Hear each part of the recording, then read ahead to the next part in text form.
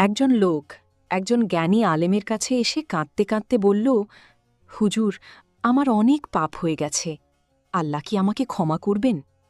তার চোখে ছিল ভয় আর গভীর অনুশোচনা। সে মনে করছিল এত গুনাহের পর হয়তো তার জন্য আর কোনো ক্ষমা নেই। আলেম শান্তভাবে তাকে জিজ্ঞেস করলেন। তোমার মা কি জীবিত আছেন? লোকটি কাঁদতে কাঁদতে বলল, না, তিনি দুনিয়া থেকে চলে গেছেন। আলিম আবার জিজ্ঞেস করলেন। তোমার খালা কি জীবিত আছেন? সে বলল, হ্যাঁ, আছেন। তখন আলিম বললেন, তাহলে তার সাথে ভালো ব্যবহার করো এবং তার সেবা করো। আত্মীয়তার সম্পর্ক রক্ষা করা এবং তাদের সাথে ভালো ব্যবহার করা আল্লাহর কাছে খুবই প্রিয় একটি কাজ। আর আল্লাহর রহমতের দরজা কখনো বন্ধ হয় না। ভালো কাজের মাধ্যমেও বান্দা আল্লাহর ক্ষমা পাওয়ার আশা রাখতে পারে। শিক্ষা: আত্মীয়দের সাথে ভালো আচরণ করা আল্লাহর রহমত ও ক্ষমা পাওয়ার একটি বড় মাধ্যম।